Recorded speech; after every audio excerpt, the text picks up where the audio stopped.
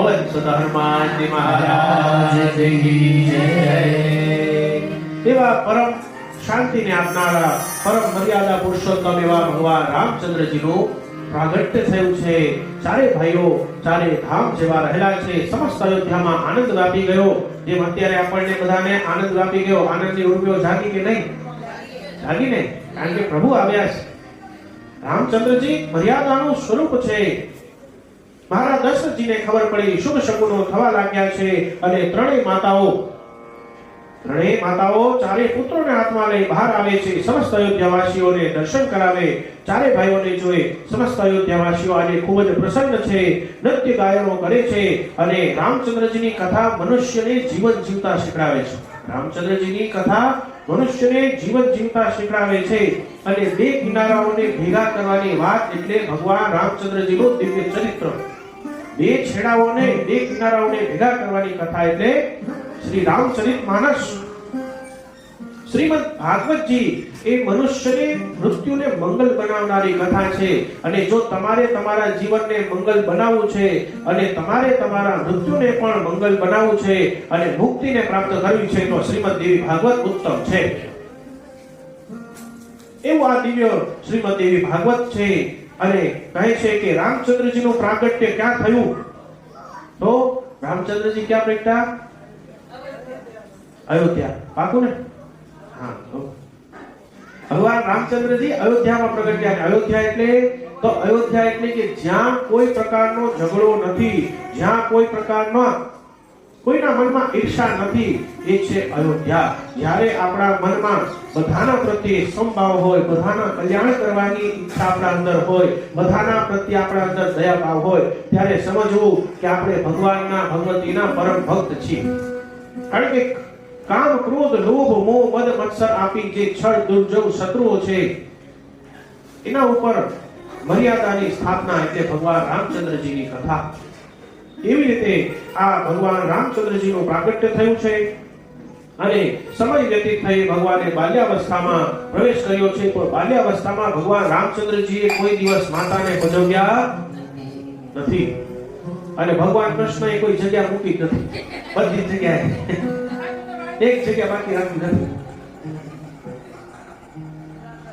ભગવાન રામચંદ્રજી કે રામજીના વખતે ખૂબ મર્યાદાનું પાલન કર્યું। ભગવાન કે હવે થોડી લીલા તો કરવી જ પડે એટલે કાનડા તરફ આપણે જવાનું છે, આપણે એના માર્ગમાં છીએ।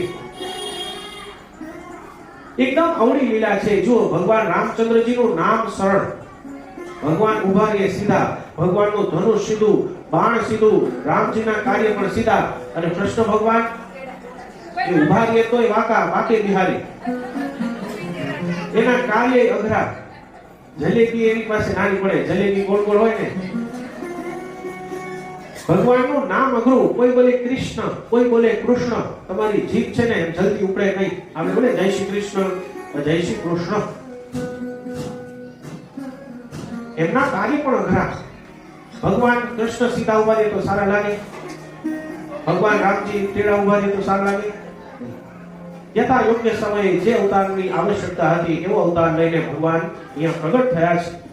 સમય જતા યજ્ઞોપવિત સંસ્કાર કરાવ્યા છે, વિદ્યાભ્યાસ માટે ગુરુકુળમાં મોકલ્યા છે અને 16 વર્ષની ઉંમરે યાત્રા કરીને આવ્યા અને કહે છે કે આપણે ત્યાં એમ છે કે ભાઈ ઘરડા થશું, આપણે ઘરડા થઈએ ત્યારે યાત્રા કરીશું, આપણે ઘરડા થઈશું ત્યારે આપણે લોકો શું કહે કે ઘરડા થશું ને ત્યારે આપણે યાત્રા કરશું પણ નહીં। ત્યાં રામચંદ્રજી કહે છે કે ભગવાને 16 વર્ષની ઉંમરે બધી યાત્રા કરી લીધી હતી। મને એક વાત બતાવો, તમે વૃદ્ધ થશો એની ગેરંટી છે તમારી પાસે? કોઈ એવું લખીને આપ્યું છે કે આપણે વૃદ્ધ થશું? તો પછી આગળ વૃદ્ધાવસ્થા થાય ત્યારે યાત્રા કરવાનું શું? એ કહેવાની વાત એ છે કે સમય મળે ત્યારે સારી તીર્થ યાત્રાઓ અવશ્ય કરવી। સારી કથાઓ થતી હોય, અહીંયા કથામાં તમારે બીજું કંઈ કરવાનું હોતું નથી, આવીને બસ બેસવાનું હોય છે। કથામાં આવીને તમારે કંઈ કાર્ય કરવાનું હોય છે? અહીંયા કંઈ કરવાનું નથી, છતાં પણ પ્રાપ્ત થાય। જો કર્મ કરો તો ફળ મળે, પણ અહીંયા આવીને તમે બેસો, કરવાનું કાંઈ નથી, ઓટોમેટિકલી ફળ મળે। આટલું સરળ કૃપા કોણ કરી શકે? એ માં ભગવતી જ કરી શકે। તેવા માં ભગવતી અહીંયા ભગવાન રામચંદ્રજી તીર્થ યાત્રા કરીને આવ્યા અને હવે તો લોકો તીર્થયાત્રાઓ બંધ થઈ ગઈ છે. હવે લોકો તીર્થયાત્રા કરતા નથી. હવે લોકો કેવલ ફરવા માટે જાય છે. અને એ પણ લોકો હવે શોપિંગ કરવા જાય છે. અમે લોકોને કે ભાઈ ક્યાં ગયા હતા? તો અમે તીર્થમાં ગયા હતા. પછી અમે એને પૂછીએ કે ભાઈ તીર્થમાં જઈને શું કર્યું? તીર્થમાં જઈને શું કર્યું? તો કે કાંઈ નહીં, બસ ફરવા ગયા હતા. જો હવે એને તીર્થયાત્રા કહેવાય? હા, તમે અત્યારે અહીંયા આવ્યા છો, આ દેવી ભાગવત કથામાં આવ્યા છો, તો આપણે માટે આ ભગવતી બિંદુક્ષણી માતાનું મંદિર છે એ આપણા માટે તીર્થયાત્રા છે. અહીંયા આવીને તમે કથા સાંભળી, ભગવતીના ગુણગાન ગાયા, સંકીર્તન કર્યું, દિવ્ય કથાઓ સાંભળી, એને સાચી તીર્થયાત્રા કહેવાય. તીર્થયાત્રામાં તમે જાઓ તો ભગવાનનું નામ સંકીર્તન કરવું પડે. ત્યાં આપણે તો શું હોય છે કે મંદિરમાં જઈએ, હાથ જોડ્યા ન જોડ્યા 2 મિનિટ થઈ આમ બહાર. જ્યારે મંદિરમાં જવાની પરંપરા શા માટે ગોઠવવામાં આવી છે? તો કહે છે કે તમે મંદિરમાં જાઓ છો શું કામ? કે ત્યાં રોજ પૂજા પાઠ થાય, રોજ આરતી થાય, દીવા થાય, મંત્રોચ્ચાર થાય, કથાઓ થતી હોય, તો ત્યાંની એકદમ વાતાવરણ એકદમ ઉર્જામય હોય, એકદમ પોઝિટિવ વાઇબ્રેશન હોય. અને ત્યાં તમારે બેસવાની વાત છે. ત્યાં તમે બેસો ને એટલે ઓટોમેટિકલી એ પોઝિટિવ વાઇબ્રેશન તમારી અંદર આવે. આપણે જે મંદિરમાં જઈએ છીએ તો મંદિરની અંદર પ્રવેશ કરતાની સાથે ઘંટી હોય. મંદિરમાં તમે જાઓ તો મંદિરમાં પ્રવેશ કરવાની સાથે ઘંટી શું કામ પ્રવેશ દ્વારે લગાવવામાં આવે? તો કહે છે કે ઘંટી તમે એના નીચે ઊભા રહી, આપણે શું કરીએ? ઘંટી વગાડીને સીધા અંદર નહીં, ઘંટનાદ કરી અને બરાબર જો ઘંટ છે ને ઉપર લગાવવામાં આવે, બરાબર એક્ઝેક્ટ ઘંટની નીચે ઊભા રહી અને પછી ઘંટનાદ કરો ને, એ જેનો નાદ છે ને તમારા મસ્તિષ્કમાં જઈને બધી જ નકારાત્મક ઉર્જા જતી રહે અને પછી તમે શુદ્ધ થઈને અંદર જવાની વાત છે. એટલા માટે આ ઘંટી લગાવી છે. કારણ કે મંદિરમાં જુઓ, તમે મંદિરમાં જુઓ તો 3 બાજુ દિવાલોમાં બારી હોય, વિન્ડો હોય, પણ એક જગ્યાએ હોય કે જ્યાં વિન્ડો ન હોય. ભગવાનનું જે મંદિરનું જે ગર્ભગૃહ હોય ને, જે અંદરનું જે મંદિરનો એરિયા છે, ત્યાં કોઈ બારી હોતી નથી. તમે માફ કરજો, કોઈ પણ જગ્યાએ તમે મંદિરમાં જાઓ, મેઇન ગર્ભગૃહ હોય ને ત્યાં કોઈ બારી હોય નહીં. શું કામ બારી ન રાખવામાં આવે? કારણ કે ભગવતીનું પૂજન થાય અને ત્યાંની જે પોઝિટિવ ઉર્જા હોય ને એ મંદિરની અંદર જ રહે. અને તમે મંદિરની અંદર જાઓ, ઘંટનાદ કરો એટલે એ વાઇબ્રેશન ચારે તરફ ફરતા ફરતા ફરતા તમારા મસ્તિષ્કમાં આવે અને તમારું માઇન્ડ છે પોઝિટિવ થઈ જાય, તમારું કલ્યાણ થઈ જાય. અને એ સમયે શુદ્ધ મન સાથે તમે ભગવાનને પ્રાર્થના કરો ને તો તમારું કલ્યાણ નિશ્ચિત છે. આ બધી પરંપરા છે. કઈ મંદિર સામાન્ય નથી. તો અહીંયા ભગવાન રામચંદ્રજી 16 વર્ષની ઉંમરે યાત્રા કરીને પાછા આવ્યા છે અને ભગવાનને એ સમયે વૈરાગ્ય જાગ્યું છે. વિચાર કરો, 16 વર્ષના બાળકને વૈરાગ્ય જાગે. આપણને તો 70 વર્ષ થાય, 100 વર્ષ થાય તો પણ વૈરાગ્ય જાગતું. હું આ વૈરાગ્ય થવાની વાત નથી કરતો. તમે નહીં માનતા કે મારા વૈરાગ્ય થવાની વાત કરું છું. હું પહેલેથી બોલ્યો તો બીજેથી બોલું છું. આપણી કોઈ જ વાત નથી. બધું મોહ માયા છોડવાની કોઈ વાત કરતો જ નથી. અમે આવું બોલીએ એટલે લોકો એમ કે ભાઈ મારે બધું મૂકવાની વાત કરે. નહીં, એવી કોઈ જ વાત નહીં કરું. જંગલમાં જવાની કોઈ વાત છે નહીં. તમે જગતમાં રહીને જ મોહ માયાથી ઝાઝા આમ ઝઘડાયેલા ન રહો. મેં કાલે જ કીધું હતું કે કોઈ પણ વસ્તુ અચાનક તમને છોડવામાં આવે કે મૂકી દો તો તકલીફ થાય, પણ ધીમે ધીમે તમે અસંગ રહો અને પછી વસ્તુ રહે કે ન રહે કઈ કષ્ટ પડતું નથી. આપણી કથા છે તો એ કથામાં યજમાનોએ અહીંયા આપણને બધાને સુંદર લાભ આપ્યો છે. અહીંયા આપણે જે આપણી ધન સંપત્તિ આદિ આપણે બધું અહીંયા ભગવતીને અર્પણ કરીએ છીએ, તો એ ધન ખર્ચી અને જે કંઈ પણ આપણી અહીંયા સંપત્તિ આદિ લગાવી છે તો એમાં આપણને આનંદ આવે કે દુઃખ થાય? એમાં આનંદ આવે છે. હવે અચાનક કોઈ વસ્તુ આપણા હાથેથી કે બહાર ગયા હોય વસ્તુ પડી જાય તો કેવું દુઃખ થાય? તો વસ્તુ એમ કીધી છે કે યથા યોગ્ય સમયે તમે ધીમે ધીમે બધી વસ્તુ, આ તો સંસાર છે, આ કોઈ દિવસ આનો મોહ માયાનો કોઈ દિવસ અંત છે નહીં. ભગવતીએ આપણને શક્તિ આપી છે તો એ શક્તિ દ્વારા આપણા ધનનો, આપણા મનનો, આપણા તનનો આજે ભગવતીએ જે સુંદર દેહ આપ્યો છે એના દ્વારા ભગવતીની આપણે સેવા કરીએ તો આપણું કલ્યાણ કેટલું થઈ જાય. તો અહીંયા કહે છે કે ભગવાન રામચંદ્રજીને જે વૈરાગ્ય જાગ્યું એને કુલગુરુ વશિષ્ઠજીએ યોગ વાસિષ્ઠ રામાયણનું જ્ઞાન આપી દૂર કર્યો છે. ત્યારબાદ એક સમયે ભગવાન રામચંદ્રજીના ભાઈઓ સાથે રમતા હતા. એ રમતમાં રામજી જીતતા હતા, પણ છતાં પણ પોતાની જીત ભાઈઓને આપી દીધી. ભગવાન એમ કહે છે કે હું જીતું કે મારા ભાઈઓ જીતે, અંતે જીત તો અમારી ને. એટલા માટે રામચંદ્રજી કહે છે કે બે કિનારાને જોડવાની કથા એટલે રામચરિતમાનસ. સમય જતા મોટા થાય છે અને એક વખત વિશ્વામિત્ર મુનિ આવે છે અને રામચંદ્રજી અને લક્ષ્મણજીને સાથે લઈ અને યજ્ઞની રક્ષા કરવા માટે જાય છે અને વિશ્વામિત્ર મુનિનો યજ્ઞ છે નિર્વિઘ્ને સંપન્ન કરાવે છે. અને આગળ જતા ભગવાન રામચંદ્રજી સીતાજીના સ્વયંવરની કુમકુમ પત્રિકા આવી ત્યારે જનકપુરી જવા નીકળે છે અને માર્ગમાં અહલ્યા દેવીનો ઉદ્ધાર કરે છે. અને મહારાજ જનક રામચંદ્રજી અને લક્ષ્મણજીને જોઈને આકર્ષિત થાય છે અને કહે છે કે આ પરબ્રહ્મ સ્વરૂપ છે, હું એમને ઓળખી ગયો છું. અને સમય જતા સ્વયંવરના દિવસે ભગવાન રામચંદ્રજીએ શિવ ધનુષનો ભંગ કર્યો અને માતા સીતાએ, દેવી સીતાએ ભગવાન રામચંદ્રજીને વિજયમાલા પહેરાવી છે. અને દશરથ મહારાજજીને કુમકુમ પત્રિકા મોકલવામાં આવી છે અને દશરથ મહારાજજી અયોધ્યાથી જાન લઈ અને અહીંયા જનકપુરી આવે છે. અને એ સમયે પ્રભુ રામચંદ્રજીના લગ્ન દેવી સીતાજી સાથે થાય અને ત્રણેય ભાઈઓના લગ્ન પણ અહીંયા ચારે ભાઈઓના લગ્ન સાથે થાય છે. રામચંદ્રજીના વિવાહ સીતાજી સાથે, ભરતજીના વિવાહ માંડવીજી સાથે, લક્ષ્મણજીના લગ્ન ઉર્મિલાજી સાથે અને શત્રુઘ્નજીના લગ્ન શુદ્ધ કીર્તિજી સાથે થાય છે. ચારે ભાઈઓના વિવાહ એક સાથે થયા છે. અને માંડવીજી અને શુદ્ધ કીર્તિજી જનક મહારાજના નાના ભાઈ કુશધ્વજની દીકરીઓ છે. ચારે ભાઈઓ અયોધ્યામાં આવે છે અને સમસ્ત અયોધ્યાવાસીઓ ખૂબ જ આનંદિત થાય છે. સમસ્ત પ્રજા ઉત્સવ મનાવે છે. અને હવે દશરથ મહારાજજી ખૂબ જ સુંદર મજાનું એવું રાજ્ય ચલાવે છે.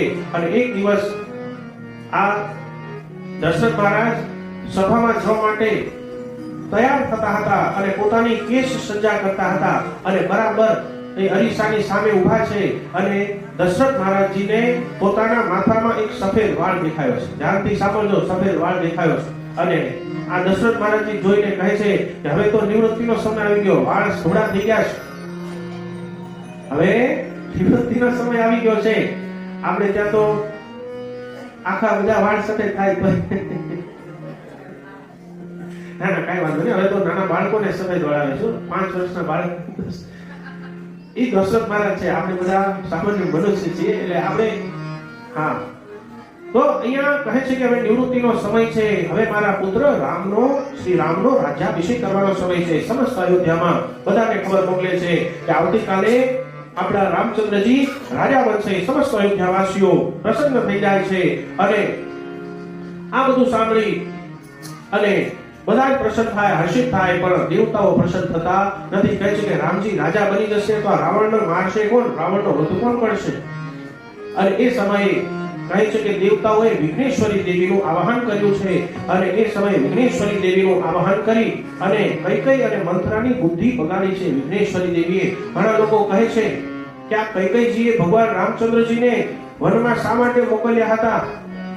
અને લોકો કૈકેયીજીને દોષ આપે છે, પણ હકીકતમાં જોવા જાવ ને ત્રણેય માતાઓમાં સૌથી વધારે રામચંદ્રજી પ્રત્યે વહાલ હોય, પ્રેમ હોય તો એ માતા કૈકેયીજીને છે. તમે ગ્રંથ લઈને વાંચો.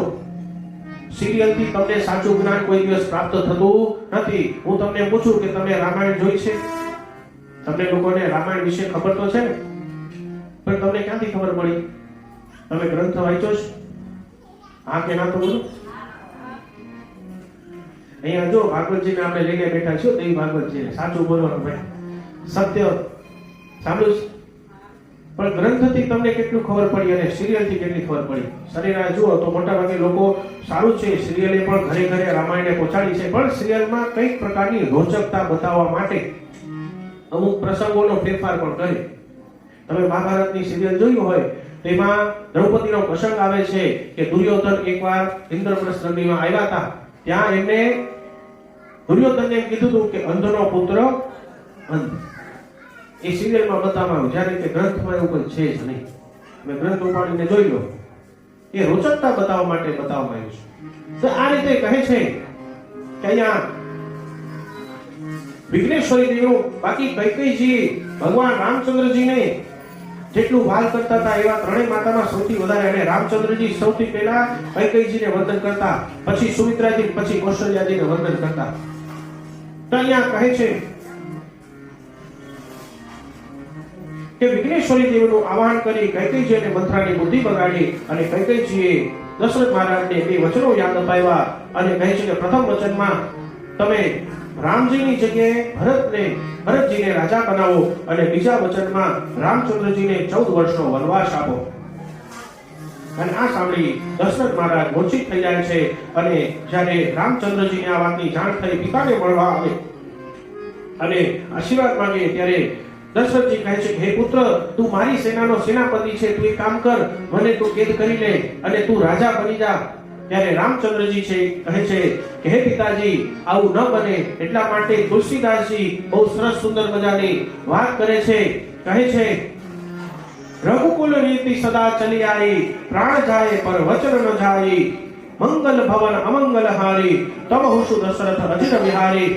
કહે છે કે રામચંદ્રજી મહારાજ દશરથજીને વંદન કરી સીતાજી અને લક્ષ્મણજીને સાથે લઈ વનગમન કરે છે, અને માર્ગમાં કેવટને એમની સેવાનો લાભ મળે છે. અને એ પછી અનેક પ્રકારના ઋષિમુનિઓના આશ્રમમાં જઈ અને રામચંદ્રજી બધાની સાથે સત્સંગ કરે છે.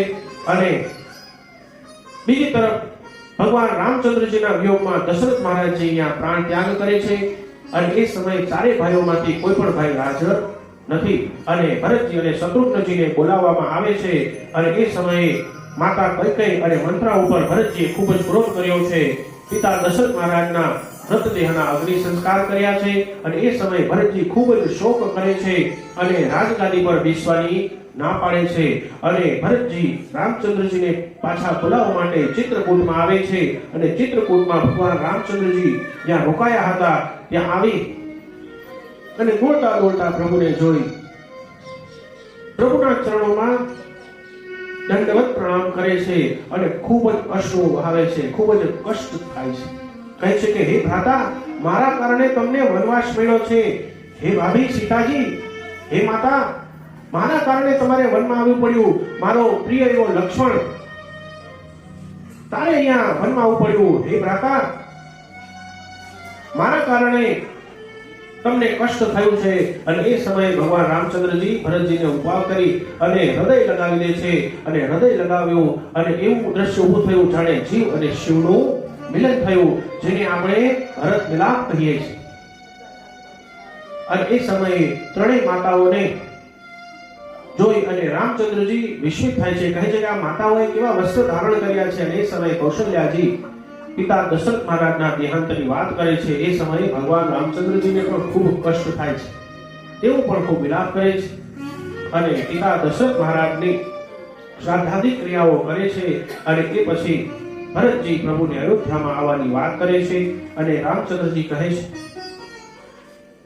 કે પિતાના વચનને કારણે હું અયોધ્યામાં આવી ન શકું. અને એ સમયે ભરતજી ખૂબ સમજાવે છે, ત્યારે રામચંદ્રજી આવવાની ના પાડે છે. અને અંતે ભરતજી ભગવાન રામચંદ્રજીની પાદુકા લઈ અને અયોધ્યામાં પાછા આવે છે, અને ભગવાન રામચંદ્રજીની પાદુકા સિંહાસન પર સ્થાપિત કરાવી અને રાજ્ય ચલાવે છે. સમય જતા પંચવટીમાં પ્રભુ આવ્યા, ગોદાવરી નદીના કિનારે, અને કહે છે એ સમયે સુપર્ણકા ત્યાં આવી છે. અને એ સમયે ભગવાન રામચંદ્રજીને કહે છે કે તમે મારી સાથે વિવાહ કરો. ત્યારે ભગવાન રામચંદ્રજી કહે છે કે મેં તો એક પત્ની વ્રત લીધું છે. એ સમયે સુપર્ણકા લક્ષ્મણજી પાસે જાય છે. લક્ષ્મણજી પણ ના પાડે છે, અને સુપર્ણકાના નાક અને કાન લક્ષ્મણજી કાપી નાખે છે. અને બદલો લેવા માટે ખર અને દૂષણ અને રાક્ષસોની સેનાને લઈને આવે છે. અને ભગવાન રામચંદ્રજી ખર, દૂષણ અને 14,000 રાક્ષસ સેનાનો નાશ કર્યો. અને એ પછી સુપર ઉડવા લાગે છે, અને માર્ગમાં અરુણના પુત્ર જટાયુ રાવણને રોકે છે. પણ રાવણ યુદ્ધમાં જટાયુની પાક કાપી નાખે છે, અને જટાયુ નીચે પડે છે. આ બાજુ રામજી આવ્યા આશ્રમમાં, પણ સીતાજી કે દેખાતા નથી. અને આ જોઈ રામજી દુખી થાય છે, અને વનમાં ભટકવા લાગે છે. હે લતા પતા, तुम देखी सीता भृगनयनी, વૃક્ષોને પૂછે છે કે હે વૃક્ષો, હે લતા પતા, તમે મારી સીતાને જોઈ છે? અને માર્ગમાં ભગવાન રામજીને જટાયુ મળે છે અને જટાયુ કહે છે કે હે પ્રભુ, આ અધમ કૃત્ય રાવણે કર્યું છે. અને એ સમયે જટાયુ પોતાના પ્રાણ ત્યાગે છે. પ્રાણ ત્યાગી અને ભગવાન રામચંદ્રજીએ એના અગ્નિ સંસ્કાર કર્યા છે. અને આ કથા આપણને ભગવાન રામચંદ્રજી જટાયુને હરિધામમાં મોકલ્યા. આ કથા આપણને શીખડાવે કે યથા સમયે ક્રોધ કરવો પણ આવશ્યક છે. જો યથા સમયે જટાયુએ ક્રોધ કર્યો તો ભગવાન રામચંદ્રજીની ગોદ પ્રાપ્ત થઈ. અને વિશ્વ પિતામહે યથા સમયે ક્રોધ ન કર્યો, દ્રૌપદી એના શરણે આવ્યા હતા વસ્ત્રહરણ લીલા સમયે, પણ કંઈ કર્યું નહીં એટલે એમને સરસૈયા ઉપર સૂવું પડ્યું. એટલે યથા સમય યોગ્ય નિર્ણય લેવો જરૂરી છે. અને ઉત્તમ ગતિ મળી છે. જટાયુના કહેવા મુજબ રામચંદ્રજી આગળ જાય, શબરીને મળીને મુક્તિ આપે, કવંદ દૈત્યોનો વધ કર્યો અને ઋષિમુખ તરફ જાય છે. અને માર્ગમાં ભગવાન રામચંદ્રજીને એમના પરમ ભક્ત હનુમાનજી એમને મળે છે. અને હનુમાનજી એમને કહે છે ભગવાન રામચંદ્રજી અને હનુમાનજીનું મિલન થયું છે. અને એ સમયે જીવ અને શિવનું મિલન થયું. રામચંદ્રજી અને હનુમાનજી મળ્યા અને એ સમયે કહે છે કે હનુમાનજી ખૂબ જ પ્રસન્ન થાય છે. બોલ પવન સુત હનુમાનજી મહારાજ કી જય. આગળ જતા સુગ્રીવને મિત્ર બનાવ્યો અને એના મોટા ભાઈ બાલીએ એની પત્નીનું હરણ કર્યું હતું. અને એ સમયે કહે છે કે સુગ્રીવની પત્નીને છોડવા માટે ભગવાન રામચંદ્રજીએ બાલીનો વધ કર્યો અને કિષ્કિંધાના રાજા બનાવે છે. અને સંપૂર્ણ વર્ષા ઋતુ દરમિયાન ભગવાન રામજી કિષ્કિંધામાં રહ્યા છે. અને સીતાજીના વિરહમાં રામચંદ્રજી ખૂબ જ દુખી છે અને વિચાર કરે છે કે સીતાજી કેવા દુખી હશે. અને લક્ષ્મણજી કહે છે કે ભ્રાતા આપ દુખી ન થાઓ. અને કહે છે કે પૂર્વ કાળે નહુષને દેવરાજ બનાવ્યા, ઇન્દ્રદેવને કમળની નાળમાં રહેવું પડ્યું અને સમય જતા એને અગસ્ત્યજીનું અપમાન કર્યું અને એને સર્પ બનવું પડ્યું. અને આગળ જતા ઇન્દ્રદેવને પુનઃ ઇન્દ્રાસન પ્રાપ્ત થયું. તો કહે છે કે હે પ્રભુ, તમે દુખી ન થાઓ. આ તો સમય વિપરીત ચાલી રહ્યો છે. લક્ષ્મણજીના વચન સાંભળી રામચંદ્રજી શાંત થયા અને કહે છે કે પૂર્વ કાળે સીતાજી કોણ હતા? તો કહે છે કે પૂર્વ કાળે વેદવતી હતા અને વેદવતી રૂપે તેઓ તપશ્ચર્યા કરતા હતા. રાવણે આવી એનું તપ ભંગ કર્યું અને એમને શ્રાપ આપ્યો હતો કે હું તારા કુળના નાશનું કારણ બનીશ. અને વેદવતી સીતાજી બનીને આવ્યા. અને આ રાવણે કહે છે કે આ સીતાજી જ રાવણના નાશનો કારણ બન્યા છે. અને કહે છે કે જગતનું કલ્યાણ અવશ્ય થશે. અને આમ છતાં કહે છે કે જગદંબિકાના આરાધન કરવા માટે ભગવાન રામચંદ્રજી માતા ભગવતીનું આરાધન કરવા માટે શારદીય નવરાત્રી આવતા. અહીંયા સુધીની કથા તો આપણે સાંભળી જ હોય, પણ દેવી ભાગવતમાં અહીંયા થોડું કથામાં ફરક છે. રામચંદ્રજીએ કિષ્કિંધા પર્વત ઉપર માં ભગવતીનું આરાધન કર્યું હતું. નવરાત્રીનો સમય આવ્યો હતો. કિષ્કિંધા પર્વત ઉપર સિંહાસન ગોઠવી અને 9 દિવસ સુધી ઉપવાસ કર્યા અને યજ્ઞ કર્યો, કુમારિકા પૂજન કર્યું. અને આમ મધ્ય અષ્ટમીની નવરાત્રીએ જગદંબિકા સિંહ ઉપર સવાર થઈ અને પ્રગટ થયા અને રામચંદ્રજી એમના દર્શન કર્યા અને કહ્યું કે પૂર્વ કાળે તમે અનેક અવતાર ધારણ કર્યા છે. અને ગંભીર વાણીમાં બોલ્યા કે હે રાઘવ, તમારા વ્રત અનુષ્ઠાનથી હું ખૂબ જ પ્રસન્ન છું. આજે બધા વાનરો છે, મારા જ અવતાર છે અને બધા તમારી સહાયતા કરશે અને રાવણ આદિ બધા નિશાચરોનો આપણા હાથે અંત થશે. અને આ માતાજીએ આશીર્વાદ આપ્યા. અને એ પછી હનુમાનજી સીતાજીને ગોતવા માટે લંકામાં જાય છે અને માતા સીતાને મળે છે. ભગવાન રામચંદ્રજી આપેલી મુદ્રિકા આપે છે અને રાવણની લંકાનું દહન કરી અને સીતાજીએ આપેલો ચૂડામણી લઈ અને હનુમાનજી પાછા આવે છે, રામચંદ્રજીને આપે છે. અને રામચંદ્રજી પ્રસન્ન થયા અને વિજયાદશમીએ માં ભગવતીનું પૂજન કર્યું છે. અને રામચંદ્રજીએ ભગવતી જગદંબાની કૃપાથી અને શિવજીની કૃપાથી ત્યાં સમુદ્ર કિનારે આવી અને રામેશ્વર જ્યોતિર્લિંગની સ્થાપના કરી. અને ભગવાન રામચંદ્રજીએ સમુદ્ર ઉપર સેતુ બાંધ્યો અને લંકામાં આવી ભગવાન રામચંદ્રજીએ રાવણ આદિ સમસ્ત નિશાચરોનો અંત કર્યો અને મૂળ સીતાજી છે છાયા સીતાજીને પુનઃ અગ્નિમાં પ્રવેશ કરાવી. આપણને થાય કે ભગવાન રામચંદ્રજી અગ્નિ પરીક્ષા લીધી, નહીં, અગ્નિ પરીક્ષા નથી લીધી. છાયા સીતાને અગ્નિમાં પ્રવેશ કરાવ્યો અને મૂળ સીતાજી બહાર આવ્યા છે. એટલે રાવણ જે સીતાજીનો હરણ કરી ગયો હતો એ માં જગતજનની જગદંબા સીતાજીની છાયા માત્ર હતી. જે ભગવતી જગતજનની છે એનું કોઈ હરણ કઈ રીતે કરી શકે? તો અહીંયા રામચંદ્રજી અયોધ્યા પુનઃ પાછા આવે છે. ભરતજીને આપેલું વચન પૂરું કર્યું અને ભગવાન રામચંદ્રજી પાછા આવ્યા એની ખુશીમાં દીપોત્સવ એટલે કે દીપાવલી મનાવી છે. અને આજે પણ આપણે દીપાવલી ભગવાન રામચંદ્રજી પાછા આવ્યા એની યાદમાં આપણે મનાવીએ છીએ, જેને કહેવાય છે દીપોત્સવ. હમણાં થોડા સમય પૂર્વે દિવાળી આપણે બધાએ મનાવી છે. તમને બધાને થતું હશે કે મહારાજે આટલું ફટાફટ બાય પ્લેન આપણને રામાયણની કથા બતાવી, પણ આપણે અત્યારે કયો ગ્રંથ લઈને બેઠા છીએ? દેવી ભાગવત. અને આપણે કોના સુધી પહોંચવાનું છે?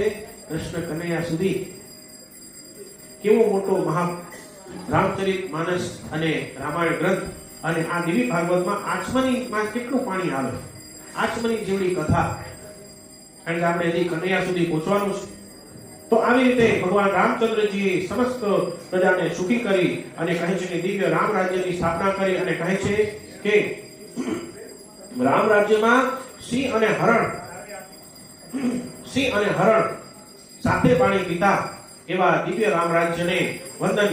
આવો થોડી ક્ષણ માટે અને અહીંયા આ કથા સાથે અહીંયા ત્રીજા સ્કંદને અહીંયા વ્યાસજીએ પૂર્ણ કર્યો. તો આવો આ તૃતીય સ્કંદ રૂપી પુષ્પમાં જગદંબાના ચરણોમાં અર્પણ કરીએ અને સુંદર એવી રામચંદ્રજીની સ્તુતિ કરી અને પછી આગળની કથામાં આપણે પ્રવેશ કરીશું. બોલો રામચંદ્ર ભગવાન કી જય.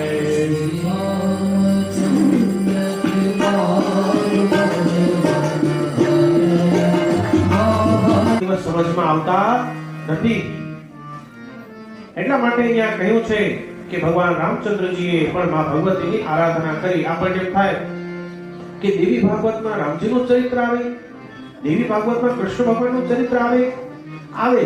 શાના માટે આવે? તો કહે છે કે રામચંદ્રજીએ પણ માં ભગવતીની આરાધના કરી છે. જો કૃષ્ણ ભગવાને પણ માં ભગવતીની આરાધના કરી છે, જો ભગવાન પણ ભગવતીની આરાધના કરતા હોય તો આપણે તો કરવી જ રહી, કારણ કે આપણા કુળની દેવી છે અને કુળની રક્ષા કુળદેવી જ કરી શકે છે. અને એ પછી ભગવાન કૃષ્ણના જન્મની કથા અહીંયા જન્મની રહી કહે છે કે હવે મને ભગવાન કૃષ્ણના પ્રાગટ્યની કથા કહો. અને ચોથા સ્કંદમાં ભગવાન કૃષ્ણના પ્રાગટ્યની કથા છે. વેદવ્યાસજી કહે છે કે હે જન્મેજય, કર્મોની ગતિ બહુ ગહન છે.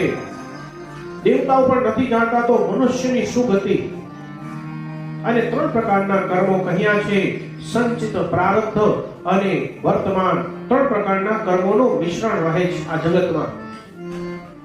હે રાજન, બ્રહ્માદિ દેવો પણ આ જ કર્મને વશ રહે છે. સુખ દુઃખ, ઘડપણ, મૃત્યુ, હર્ષ, શોક, કામ, ક્રોધ, લોભ, મોહ, મદ, માત્સર્ય, આ બધા ગુણો આપણા શરીર સાથે જોડાયેલા છે. એટલે આપણા જીવનમાં વૃદ્ધત્વ પણ આવે, ઘડપણ પણ આવે, સુખ પણ આવે અને દુઃખ પણ આવે. ઘણા લોકો કે ભાઈ દુઃખ કઈ રીતે આવે? તો ઓલરેડી ઇન્સ્ટોલ છે મોબાઈલમાં. તમે જો અમુક પ્રકારની એપ્લિકેશન ઇન્સ્ટોલ હોય, તમે એને હટાવી શકો નહીં. તો સુખ દુઃખ આ શરીરની અંદર જ રહેલા છે. તો કોઈક સમયે સુખ પ્રગટે, કોઈક સમયે દુઃખ પ્રગટે. તો એમાં જાજુ બધું દુઃખી થવાની કોઈ વાત છે નહીં. તમે પેલું સૂત્ર સાંભળ્યું હશે ને કે ये समय भी बीत जाएगा. તમે સુખમાં જુઓ તો કહી શકો કે સુખ જલ્દી ફાસ્ટ ભાગે, અને દુઃખમાં પણ એ લાઈન સારી લાગે કે આ સમય પણ જલ્દી વયો જશે. તો અહીંયા पूर्व जन्म के किए हुए देह और स्नेह के कारण देह से जुड़े हुए कर्म के द्वारा, कर्म के बिना किसी की उत्पत्ति संभव नहीं है और बिना कर्म के द्वारा, इसलिए इस संपूर्ण सचराचर जगत में सामान्य लोग जिसको नित्य मानते हैं उसका कारण माया है, उसका कारण माया है. कहते हैं कि जीव कर्म के आधार निचस्थ योनियों में आते हैं और जो जीव स्वतंत्र होता, जीव जो स्वतंत्र होता तो ऐसा क्यों होता कि किसी को स्वर्ग मिला, किसी को नरक मिला. और माता के गर्भ में आकर 9-9 महीने बच्चा जो है माता के गर्भ में उल्टा लटकता रहता है। बाळक माताના ગર્ભમાં ઉલટું લટકે। એટલા માટે મનુ મહારાજના પુત્ર ઉત્તાનપાદની કથા બતાવી છે અને દરેક મનુષ્ય અને કહે છે કે ગર્ભવાસમાં દુઃખ ભોગવી જન્મ સમયનો કષ્ટ જન્મ્યા પછી પણ માતા જન્મ સમયે માતાને પણ કષ્ટ, સંતાનને પણ કષ્ટ અને જન્મ્યા પછી ભૂખ અને તરસનું કષ્ટ, તો કષ્ટ તો જીવનમાં આવવાનું જ છે। એટલે હે રાજન, આ જગતમાં કર્મને લીધે જ સુખ દુઃખ પ્રાપ્ત થાય, તો કર્મ તો ઈશ્વરને પણ ભોગવવા પડે છે। તો મનુષ્યની શું ગતિ? કહે છે કે કશ્યપ ઋષિની પૂર્વકાળે કહે છે કે તમને કૃષ્ણાવતારની કથા, અહીંયા અનેક પ્રકારની કથામાં અમુક પ્રકારના એવા રહસ્ય છે કે જે તમે સાંભળ્યા નહીં હોય। ભગવાન કૃષ્ણના 6 ભાઈઓના નામ પણ આમાં બતાવ્યા છે અને એ 6 ભાઈઓનો વધ કંસે શું કામ કર્યો? મેં કીધું ને, કોઈ પણ કાર્ય કર્મ વગર થતા, કર્મ કર્યું હોય એ વધ શા માટે થયો એની પણ કથા અહીંયા બતાવવામાં આવી છે। તો કહે છે કે હરિનારાયણ શ્રી કૃષ્ણ બની યદુવંશમાં આવ્યા અને પ્રતાપી વસુદેવજી કશ્યપ મુનિના અંશ છે અને પૂર્વકાળે વરુણ દેવે તેમને શ્રાપ આપ્યો હતો અને એમની બે પત્ની અદિતિ અને સુરસા દેવકીજી અને રોહિણીજી રૂપે પ્રગટ થયા હતા। વરુણ દેવના શ્રાપના કારણે કશ્યપ મુનિના જ અંશાવતાર વસુદેવજી છે અને અદિતિ અને સુરસા આ દેવકીજી અને રોહિણી બનીને આવ્યા છે। અને કહે છે કે એક સમયે દિતિ અને અદિતિ બંને દક્ષની પુત્રીઓ છે, બંને ઉત્તમ સ્વભાવની છે અને આ બંને કશ્યપ મુનિની પ્રિય પત્નીઓ છે। અને અદિતિએ મહાન એવા ઇન્દ્રદેવને જન્મ આપ્યો ત્યારે દિતિ કહે છે કે મારે પણ ઇન્દ્ર જેવો પરાક્રમી પુત્ર જોઈએ છે અને કશ્યપ ઋષિએ કીધું કે તમે પયોવ્રત કરો અને પયોવ્રત કરવાથી તમને ઉત્તમ પુત્ર પ્રાપ્ત થશે અને આ પ્રકારે ઉત્તમ વ્રતનું પાલન કર્યું। નિત્ય જમીન પર સૂતા અને એના શરીરમાંથી દિવ્ય તેજ પ્રગટવા લાગ્યું અને આ જોઈ અદિતિને ન ગમ્યું અને ઇન્દ્રદેવના હાથે એના ગર્ભના 7 ટુકડા કરાવ્યા અને 7ના પાછા 7 ટુકડા કર્યા એટલે થયા 49 અને આ 49 વાયુઓ થયા। આપણી અંદર જે મેં તમને પૂર્વે હમણાં કીધું કથામાં કે કયા કયા પ્રકારના વાયુઓ છે એ અલગ અલગ વાયુઓ થયા અને કહ્યું કે મા રુદ્ર તું રડીશ નહીં, એટલે એનું નામ પડ્યું મરુત। અને સમય જતા ઇન્દ્રદેવના એ મિત્રો ભાઈઓ થયા અને ઇન્દ્રદેવને અને અદિતિને શ્રાપ આપ્યો કે હે ઇન્દ્ર, તે કપટ કર્યું, તારા ત્રણેય જગતનું રાજ્ય છે એ નષ્ટ થશે। અને કહ્યું કે વરુણ દેવના શ્રાપને કારણે દ્વાપર યુગમાં મનુષ્ય રૂપે આ ત્રણેય પાછા પુનઃ પ્રગટ થયા છે। અને કહે છે જન્મેજય કહે છે કે આવું કૃત્ય દેવરાજે શા માટે કર્યું, મારા પૂર્વજોએ આ બધું શા માટે કર્યું? કહે છે કે ઇન્દ્રિયો મહાબળવાન છે, આ જગતમાં ઇન્દ્રિયો મહાબળવાન છે, ઇન્દ્રિયો ઉપર કાબુ મેળવવું બહુ અઘરું છે। ઇન્દ્રિયો ઉપર કાબુ મેળવવો બહુ અઘરો છે।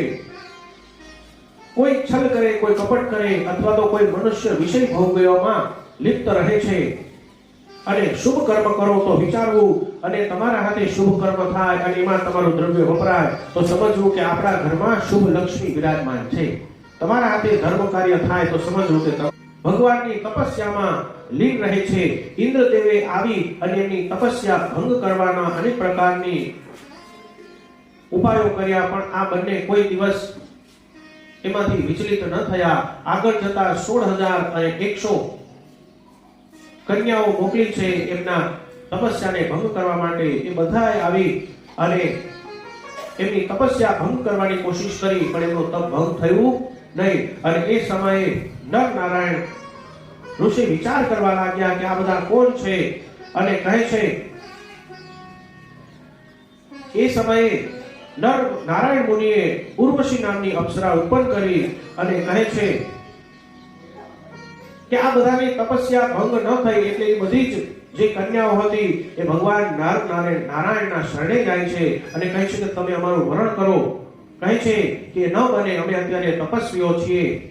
અને એ સમયે કહે છે કે આવનારા દ્વાપર યુગમાં જ્યારે અમે કૃષ્ણ બનીને અવતાર લઈશ ત્યારે હું બધા સાથે વિવાહ કરીશ। એટલે કૃષ્ણ ભગવાનના જે આટલા બધા પત્નીઓ છે એનું કારણ આ છે જે પૂર્વ કાળે કાલે પણ કીધું હતું કે ભગવાને વચન આપ્યું હતું અને એ સમયે નર અને નારાયણ મુનિ કહે છે કે અહંકાર અને ક્રોધથી ઉત્પન્ન થાય છે આ બધું, આપણા પતનનું કારણ આપણું મન છે.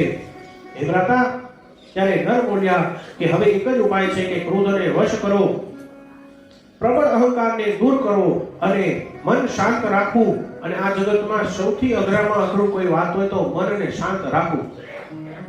મનને શાંત રાખવું. અને આપણે કહીએ કે ન બોલવામાં 9 ગુણ. વાણીનું તપ કરો એ હકીકતમાં મનનું તપ છે, વાણીનું તપ છે. તમે કહો કે ભાઈ અમે જમતા વખતે ન બોલીએ કે અમુક મૌન વ્રત છે, એ મૌન વ્રત વાણીનું નહીં, મનનું તપ છે. કારણ કે મનને શાંત રાખવું બહુ અઘરું છે. અને કહે છે કે સરોવર, નદી અને સમુદ્ર, આ ત્રણેયમાં લોકોને સરોવર શ્રેષ્ઠ લાગે. નદી, સમુદ્ર અને સરોવર. તમને કોઈ કહે કે તમને એમાંથી સૌથી વધારે સારું કયું લાગે? નદી, સમુદ્ર કે સરોવર? તમને શું સારું લાગે? નદી સારી લાગે, પણ નદી વહેતી હોય કોઈ દિવસ સ્થિર રહે નહીં. સમુદ્ર પણ સ્થિર ન રહે. સ્થિર કોણ? કે સરોવર રહે. એટલે જીવનમાં સ્થિરતા પ્રાપ્ત કરવી આપણું લક્ષ્ય છે. એટલે વિષ્ણુ સ્થલે વિષ્ણુ, વિષ્ણુ પર્વત મસ્તકે, જ્વાલામાલા મૂલે વિષ્ણુ, સર્વ વિષ્ણુ મહેમ જગત. કહે છે કે બોલ, તારા નારાયણ ક્યાં છે? મને બતાવ. કહે છે કે આ સ્તંભમાં છે તારા નારાયણ? કહે છે કે હા, આ સ્તંભમાં છે. અને હિરણ્યકશ્યપુ એ સમયે કહે છે ધગધગતા એક સ્તંભને ત્યાં મુકાવે છે અને કહે છે કે આમાં તારા નારાયણ છે? તો કહે છે કે હા. અહીંયા બે કથા બતાવી છે. એક આ કપાવેલા સ્તંભને મૂકે છે અને કહે છે કે જો આમાં તારા નારાયણ હોય તો આને બાંધ બંધ. અને કહે છે, અને એ સમયે પ્રહલાદજી નજીક જઈ અને ત્યાં થોડા ચિંતિત થાય છે. કહે છે કે હું આમાં બની જઈશ. ત્યારે કહે છે કે ભગવાન વિષ્ણુએ કીડીઓની હારમાળા પ્રગટ કરી અને પ્રહલાદજી કહે છે કે આ કીડીઓને કંઈ થતું નથી તો મને પણ કંઈ થશે નહીં. અને બીજી કથા એવી બતાવી કે હિરણ્યકશ્યપુએ એક પથ્થરનો સ્તંભ બતાવી અને કહ્યું કે આમાં તારા નારાયણ છે? તો કહે છે કે હા, આમાં મારા નારાયણ છે.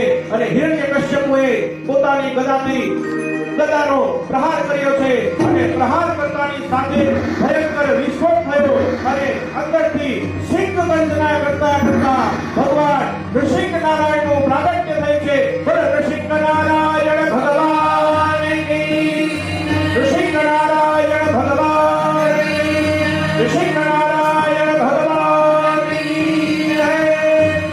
જે કોઈ બાજ પોતાના શિકારને પકડી લે એ ભગવાન નૃસિંહ નારાયણે હિરણ્યકશ્યપુને પોતાના ખોળામાં લઈ લીધો છે અને કહે છે કે હે હિરણ્યકશ્યપુ બોલ, તે જે વરદાન માંગ્યા હતા એમાં કોઈ ઓછું નથી ને? તે માંગ્યું હતું કે ન આકાશમાં ન પાતાળમાં તું અત્યારે મારા ખોળામાં છે. તે કીધું હતું કે ન દિવસે મર ન રાત્રે મરું, જો અત્યારે સંધ્યા કાળ છે. અને તે કીધું હતું કે ન ઘરમાં ન બહારમાં, તું અત્યારે નથી ઘરમાં નથી બહાર, તું અત્યારે ઉપરા ઉપર છે. હે હિરણ્યકશ્યપુ, તે કીધું હતું ને કે ન શસ્ત્રથી ન અસ્ત્રથી મારો વધ થાય તો હું તારો વધ આ મારા નખથી કરીશ. આ નખને ન લીલા કહેવાય ન શુકા કહેવાય. હિરણ્યકશ્યપુ, તે કીધું હતું કે 12 મહિનામાં તારો વધ ન થાય તો સાંભળી લે, અત્યારે પુરુષોત્તમ મહિનો છે, પુરુષોત્તમ વૈશાખ મહિનો છે. અને હિરણ્યકશ્યપુ, તે કીધું હતું કે બ્રહ્માજી તમારી બનાવેલી સૃષ્ટિમાં તમારા સર્જનથી મારું મૃત્યુ ન થાય. તો હિરણ્યકશ્યપુ સાંભળ, બ્રહ્માએ મારું સર્જન નહીં, મેં બ્રહ્માનું સર્જન કર્યું છે. અને એ સમયે ભગવાને અત્યંત ભયંકર ગર્જના કરી છે, ક્રોધ કરી, પ્રાણ પાડી અને હિરણ્યકશ્યપુના પેટને ચીરી નાખ્યું છે.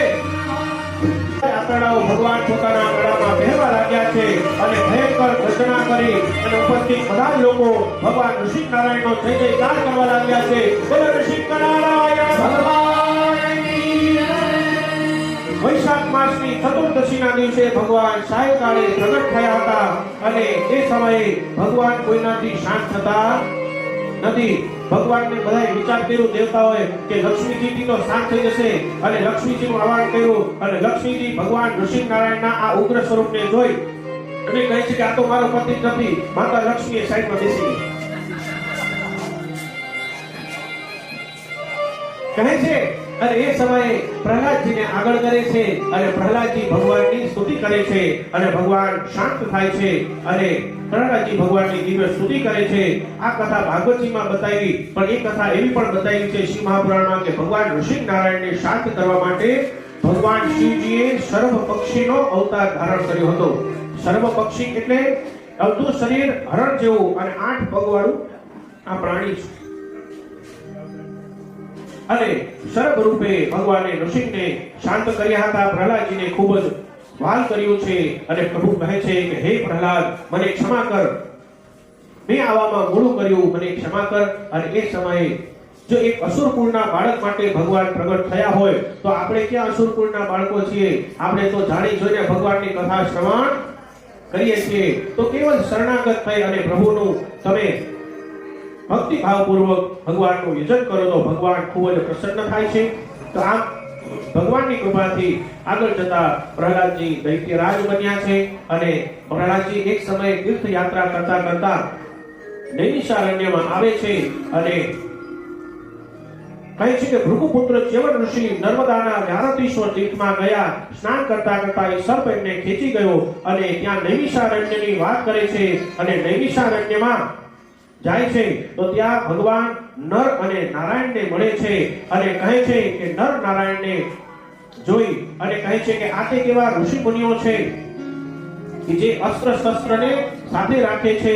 અને એ સમયે કહે છે કે પ્રહલાદજી અને નર નારાયણ ભગવાન વચ્ચે યુદ્ધ થાય છે. એ કથા બતાવી છે. અને આગળ જતા શુક્રાચાર્ય અહીંયા વિરોચનના પુત્ર આગળ જતા બલિ રાજાને દૈત્યરાજની ગાદી મળી છે અને આગળ જતા શુક્રાચાર્યના શરણમાં ગયા અને કહે છે કે હે ગુરુદેવ, તમે તો મંત્ર વિશારદ છો, તમે મારી રક્ષા કરો. અને કહે છે કે હું મંત્ર અને ઔષધિથી તમારી રક્ષા અવશ્ય કરીશ, પણ અત્યારે મારી પાસે હાલમાં કોઈ એટલું મંત્રનું બળ નથી. અને શુક્રાચાર્ય ત્યારે ભગવાન શિવજીની આરાધના કરવા માટે, વ્રત સંજીવની વિદ્યા પ્રાપ્ત કરવા માટે ભગવાન શિવજીની આરાધના કરે છે. બીજી તરફ ખબર પડી કે શુક્રાચાર્યની માતાએ દૈત્યોને અભયત્વ આપ્યું છે અને એ સમયે ભગવાન વિષ્ણુ સુદર્શન ચક્રથી શુક્રાચાર્યના માતાનો મસ્તક કાપી નાખે છે. બીજી તરફ ભૃગુ ઋષિને ખબર પડી કે તેમના પત્નીની હત્યા કરવામાં આવી અને કહે છે કે હે વિષ્ણુદેવ, તમે તો સાત્વિક છો, તમે આ કૃત્ય શા માટે કર્યું? અને કહે છે કે હું તમને શ્રાપ આપું છું કે મૃત્યુલોકમાં તમારે અનેક પ્રકારના અવતારોને ધારણ કરવા પડશે. એટલે ભગવાન વિષ્ણુ વારંવાર જે અવતાર ધારણ કરીને આવે છે અને કહે છે કે તમે મને મારી પત્નીથી વિહોણો કર્યો તો તમારે પણ તમારા પત્નીથી દૂર રહેવું પડશે. એટલે રામજી અને સીતાજી વચ્ચે જે વિવાહ થયો હતો એ આ ભૃગુ ઋષિનો શ્રાપ છે. તો કહે છે કે છેવટે આગળ જતા શુક્રાચાર્ય ના પિતા ભૃગુ ઋષિના પત્નીને જીવિત કર્યા છે. બીજી તરફ શુક્રાચાર્ય તપશ્ચર્યા કરે છે અને ઇન્દ્રદેવ ભયભીત થયા કે હવે કરવું શું? ત્યારે એની દીકરી જયંતીને શુક્રાચાર્યની પાસે મોકલે છે અને ખૂબ જ શ્રદ્ધાપૂર્વક આજે જયંતીએ શુક્રાચાર્યની આરાધના કરી છે. અને એ સમયે શુક્રાચાર્ય વ્રત સંજીવની મંત્ર ઓમ હમ લુક્ષ ઓમ ભૂર્ભુવઃ ઓમ ત્ર્યંબકં યજામહે સુગંધિં પુષ્ટિવર્ધનઃ ઉર્વારુકમિવ બંધનાન મૃત્યોર્મોક્ષેયમામૃતાં જયામહે સુગંધિં પુષ્ટિવર્ધનઃ ઉર્વારુકમિવ બંધનાન મૃત્યોર્મોક્ષેયમામૃતાં.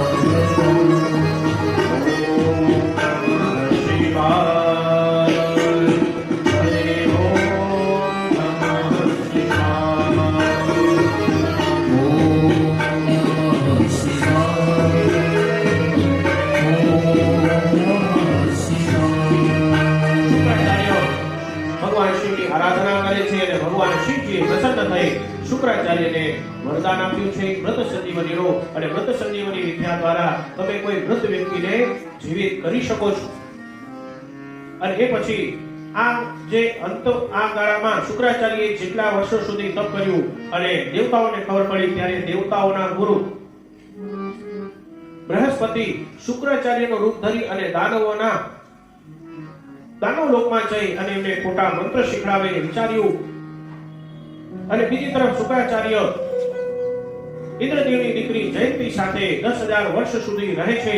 અને આગળ જતા શુક્રાચાર્ય જ્યારે દાનવ લોકમાં આવે છે ત્યારે શુક્રાચાર્ય જુએ છે, કહે છે કે હે દેવગુરુ, તમને આ શોભતું નથી.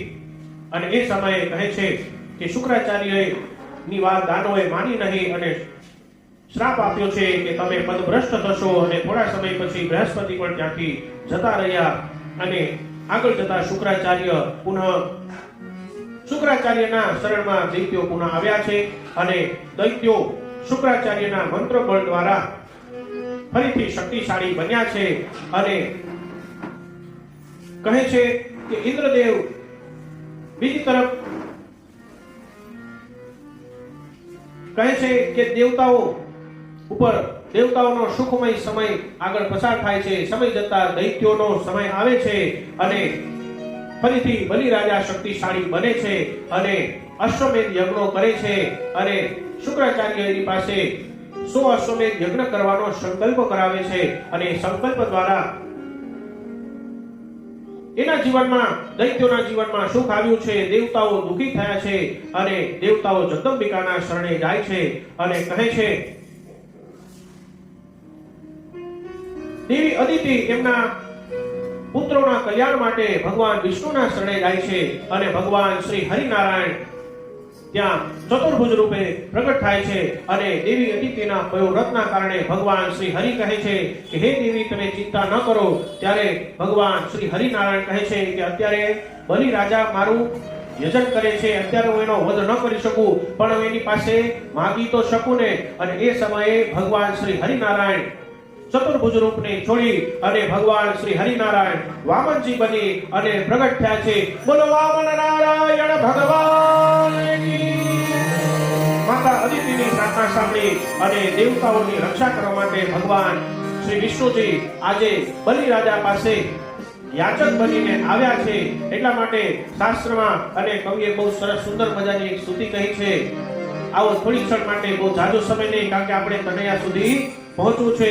અને વિષ્ણુ ભગવાન વામન રૂપે ચાલી રહ્યા હતા. અને ભગવાન અત્યારનું જે ભૃગુ કચ્છ છે, અત્યારનું જે ભરૂચ છે ને, એનું મૂળ નામ ભૃગુ કચ્છ છે. ભગવાન ભરૂચની જે નર્મદાની ભૂમિ છે ત્યાં ભગવાન વામનજી રૂપે આવી રહ્યા છે. અને એ સમયનું દ્રશ્ય કેવું હતું તો કહે છે, વિષ્ણુ વામન બની આવ્યા રે હુઆ, વિષ્ણુ વામન બની આવ્યા રે, આજ વિષ્ણુ વામન થઈ આવ્યા રે.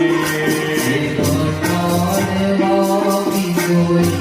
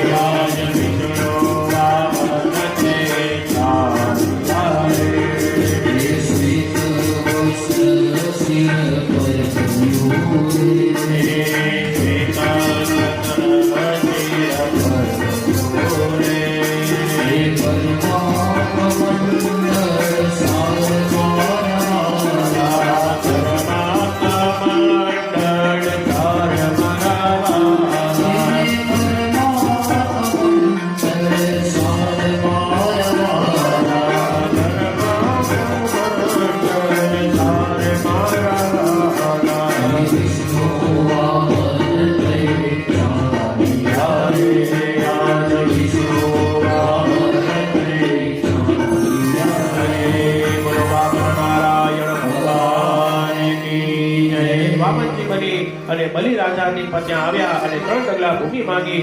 1 ડગલામાં સમસ્ત બ્રહ્માંડને માપી લીધું અને 3જું ડગલું બલિ રાજાના મસ્તક ઉપર પધરાવી બલિ રાજાને પાતાળમાં સ્થાપ્યા.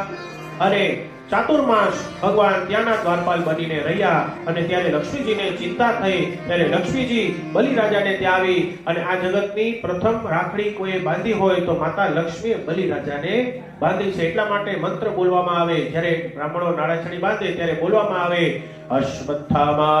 અહીંયા કહે છે કે યેન બધ્ધો બલિ રાજા દાનવેન્દ્રો મહાબલઃ તેન ત્વા પ્રતિવદનાતિ રક્ષેમાચલમાચલ. આ લક્ષ્મીજીએ બલિરાજાને રાખડી બાંધી અને ભગવાન વિષ્ણુને ત્યાં મુક્ત કરાવ્યા છે અને અહીંયાથી રક્ષાબંધનની જે પ્રથા છે માતા લક્ષ્મીએ શરૂ કરી છે. આગળ જતા ભગવાન બલિરાજાને ચિરંજીવી થવાનું વરદાન આપે છે અને આ જગતમાં 8 ચિરંજીવી છે.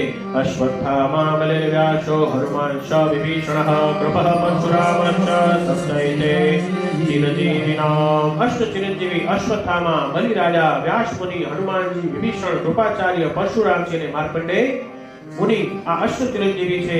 અને આગળ જતા 19મા દ્વાપર યુગમાં ભગવાન શ્રી હરિનારાયણજી પરશુરામજી રૂપે પ્રગટ થયા એ કથા બતાવી. બોલો પરશુરામ ભગવાન કી જય.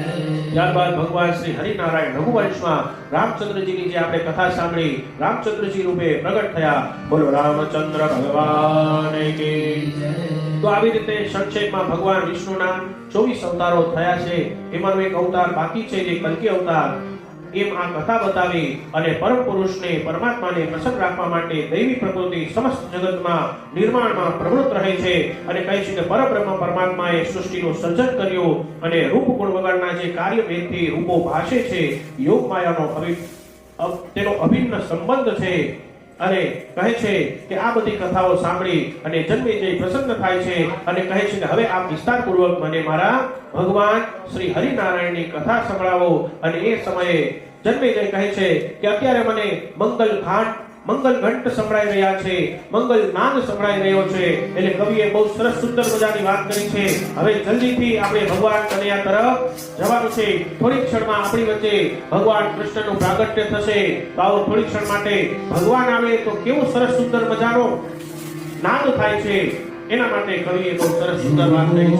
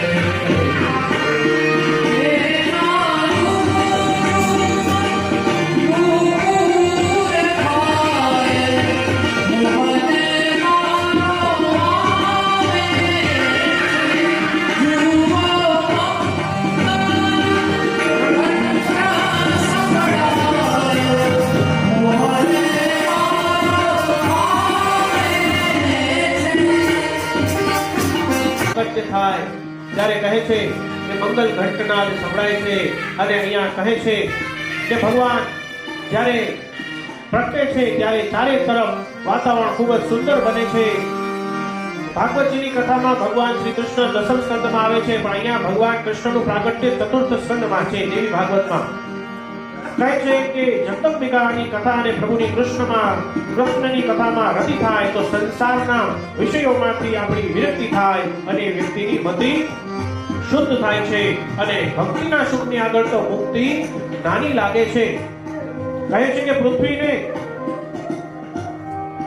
મનુષ્યનો કે પહાડોનો ભાર નથી લાગતો, પૃથ્વીને મનુષ્યનો કે પહાડોનો વજન નથી લાગતો, પૃથ્વીને પાપનો ભાર લાગે છે. અને પૃથ્વી દેવી જ્યારે રાક્ષસોનો આતંક વધ્યો ત્યારે દેવી પૃથ્વી ગાયનું રૂપ ધારણ કરી સમસ્ત દેવતાઓની સાથે ભગવાન શ્રી હરિનારાયણ પાસે જાય અને સમસ્ત દેવતાઓ ભગવાન શ્રી હરિનારાયણની સ્તુતિ કરે છે. મંગલમ ભગવાન વિષ્ણુ મંગલમ ગરુડધ્વજ મંગલમ પુંડરીકાક્ષ મંગલાય તનો હરિ. અને ભગવાન વિષ્ણુને પ્રાર્થના કરી અને ત્યારે ભગવાન વિષ્ણુને વંદના કરી ત્યારે કહે છે કે નારાયણ પ્રસન્ન થયા અને કહે છે હે દેવતાઓ, હું પણ સ્વતંત્ર નથી, આ જગતમાં ભગવતીનું જ શાસન છે. જગદંબાનું આપણે સ્મરણ કરીએ અને એ સમયે આ જગતજનની જગદંબિકા ભુવનેશ્વરી ત્યાં પ્રગટ થાય છે. બોલો ભુવનેશ્વરી માત કી.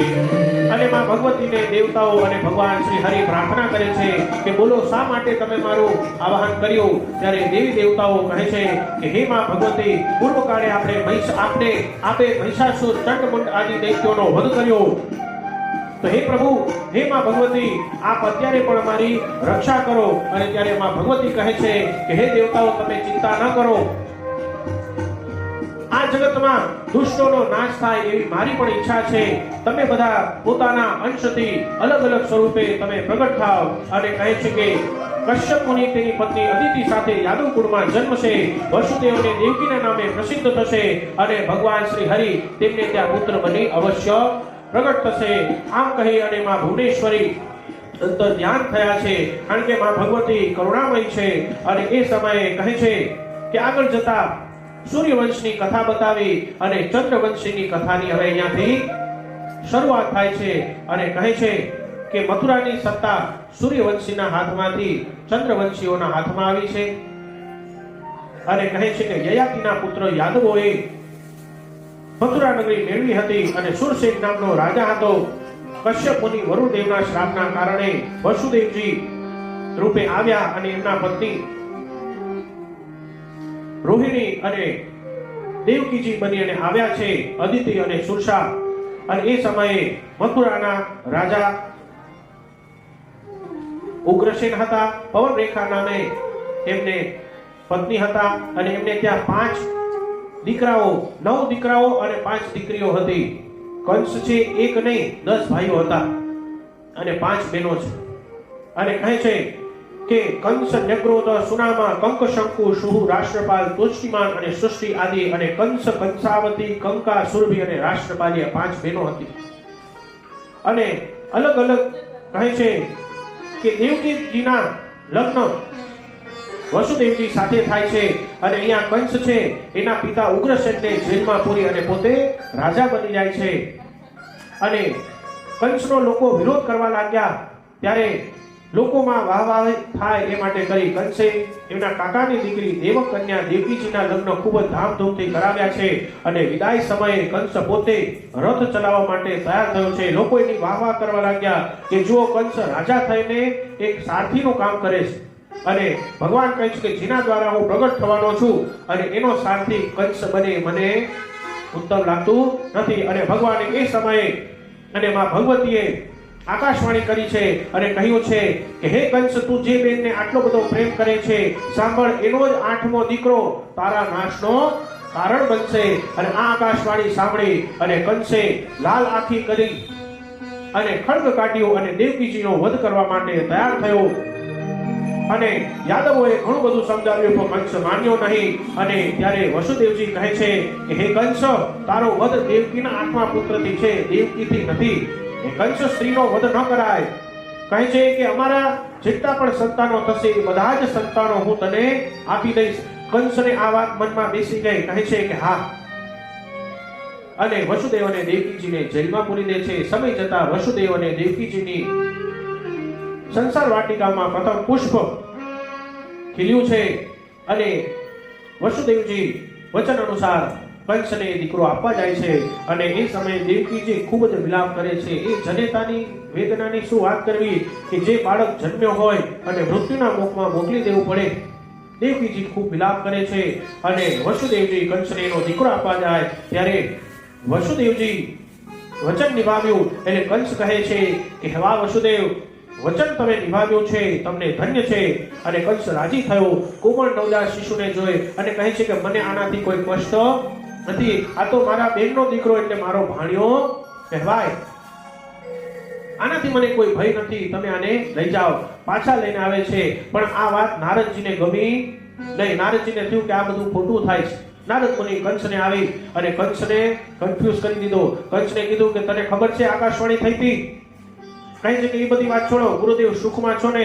કે ધૂળ સુખ છે, આ મોત તારા માટે આટા મારે છે. કહે છે કે હજી તો આ પેલો દીકરો જન્મો, 8મો દીકરો તો હજી આવવાને વાર છે. તો નારદ મુનિ કહે છે કે ક્યાંથી પેલો, ક્યાંથી 8મો? અને એ સમયે કમળનું પુષ્પ મગાવ્યું છે અને કીધું કે આ કમળના પુષ્પમાં બતાવ, આ પહેલેથી, અહીંયાથી, બીજેથી ગણતા 8મો કે ત્રીજેથી ગણતા કે ક્યાંથી? 8 પાખડીઓને 8મો પુત્ર સિદ્ધ કરી દીધો. અને કીધું કે તો શું કરું? આ પુત્રને મારી નાખું? નારદ મુનિ કે હું હા પાડીશ તો આનું અડધું ભાગ મને લાગશે. એટલે નારદ મુનિ કે હવે તારે જે કરવું હોય એ કર, હું તો ચાલ્યો. નારાયણ નારાયણ કરતા કરતા નારદ મુનિ ત્યાંથી વિદાય લે છે. આમ કંસને કન્ફ્યુઝ કરી દીધો. અને હંમેશા નિયમ છે, મૂર્ખ અને શંખને કોઈ બીજા જ વગાડે. આ જગતમાં નિયમ છે, આ જગતમાં નિયમ છે. કંસ કહ્યું કે હવે કોઈ રિસ્ક લેવાનો, હવે રિસ્ક ન લેવાય. અને જેલમાં જઈ અને વસુદેવજીના હાથમાંથી બાળકને લઈ અને એ બાળકને આમ ગોળ ગોળ કુદેડી ફેરવી અને દિવાલમાં પછાડી એ બાળકનો વધ કરી દીધો છે. વસુદેવ અને દેવકીજીને ખૂબ જ કષ્ટ થયું. અને સમય જતા વસુદેવ અને દેવકીજીને ત્યાં આમ 6 પુત્રો થયા. એ 6 પુત્રોનો વધ કંસે કર્યો છે. અને આ જોઈ વસુદેવજી અને દેવકીજીને ખૂબ જ કષ્ટ થયું છે. અને વસુદેવજીને ખૂબ જ અને દેવકીજીને ખૂબ જ કષ્ટ થયું છે. અને પ્રભુને પ્રાર્થના કરવા લાગ્યા છે. અને આ 6 ભાઈઓને આ કંસે શું કામ માર્યા એની દિવ્ય કથા આ દેવી ભાગવતમાં બતાવી છે. એની ચર્ચા આપણે કાલે કરીશું. બહુ લાંબી કથા છે, કારણ કે આપણે કાટોડા સુધી પહોંચવાનું છે. તો અહીંયા કહે છે કે સમસ્ત જગત પ્રભુને પ્રાર્થના કરે છે અને કહે છે કે હે પ્રભુ, હવે આપ જલ્દીથી પધારો. અને કહે છે કે હે પ્રભુ, આ કંસનો પાપ વધ્યો છે, એના પાપનો ઘડો ભરાયો છે. અને 7મા સ્વરૂપે, 7મા બાળક રૂપે સ્વયં શેષ નારાયણ માતા દેવકીજીના ગર્ભમાં પધાર્યા છે. અને કહે છે શેષ નારાયણ પધાર્યા ત્યારે યોગ માયા